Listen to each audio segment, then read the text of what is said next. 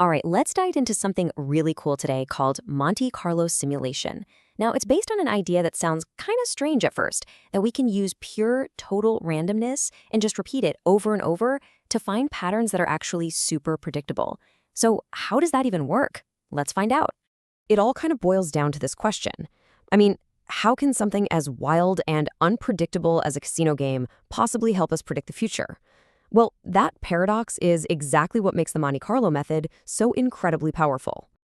So where does that name come from? Well, you guessed it, Monte Carlo is a direct shout out to that legendary gambling hub.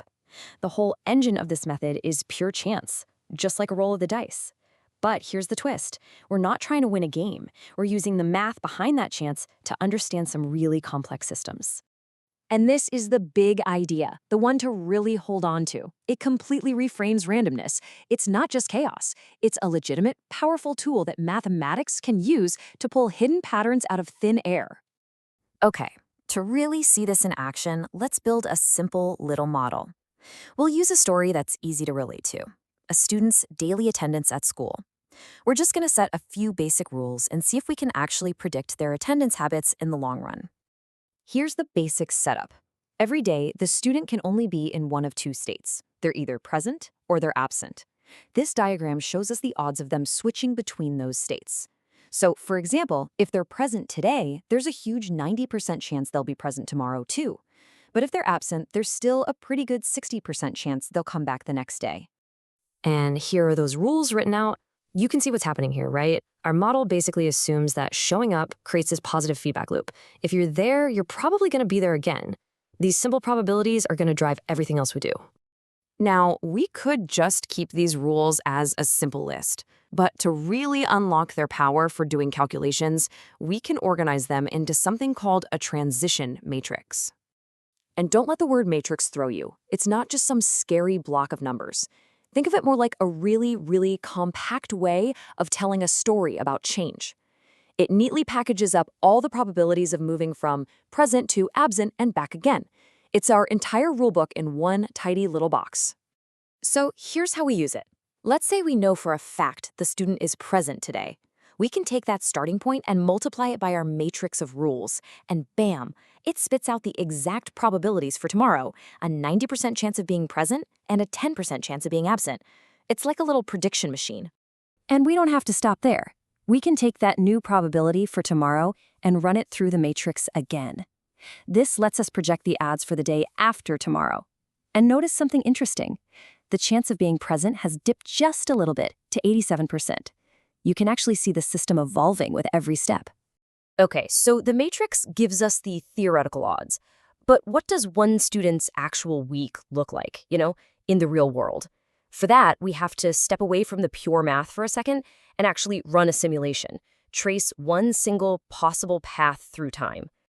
This brings up a really good question. I mean, if we already have the odds from the matrix, why even bother with the simulation? What does running one tell us that the math doesn't already? Well, the answer is all about what they're for. The matrix is the fundamental rulebook of our little universe. But a simulation? That's one concrete example of how the story could play out. And for problems that are way, way more complex than this, sometimes a direct mathematical solution is just impossible. In those cases, simulation isn't just a nice to have, it's the only way to find an answer. So how do we actually create one of these stories? It's easy. We just use a simple rule based on a random number. You can think of it like rolling a digital die. For every single day, we'll generate a random number, and depending on whether that number is high or low, we'll decide if the student is present or absent the next day. Okay, let's walk through one simulation together. We start at day 0, present. For day 1, we roll our die and get 0.32. That's pretty low, so the student stays present. But look at day 2. The number is 0.95. That's higher than our 0.9 threshold, so the state flips, and bam, the student is now absent. We just keep following these rules day by day, letting pure chance lead the way. So after a few days, this one simulation gives us one possible story. Present, present, absent, then back to present. But here's the absolute key. If we hit rerun and got new random numbers, we'd get a totally different outcome. And creating thousands or even millions of these different stories is the entire point. Right, so one single path is interesting.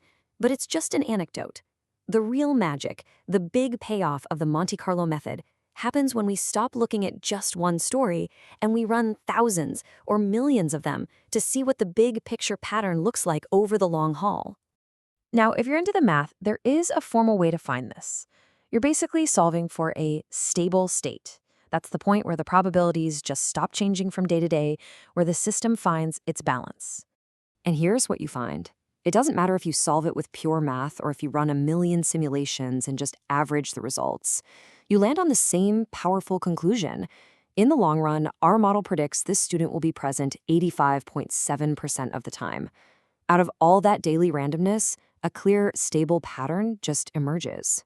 And that means, of course, that they are predicted to be absent the other 14.3% of the time. This is it. This is the long-term equilibrium, the natural resting state of our system. You know, before we trust any model, we should always do a quick common sense check. Does this result feel right? And yeah, it totally does. The rules we set up at the beginning heavily favored a student staying present. So it makes perfect sense that they'd end up being in school most of the time.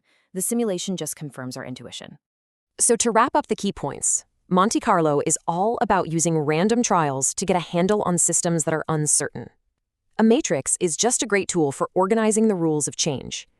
A single simulation gives us one possible story. But running many simulations is what reveals a predictable long-run pattern. And that leaves us with a final, pretty powerful thought. We just used a very simple model for school attendance.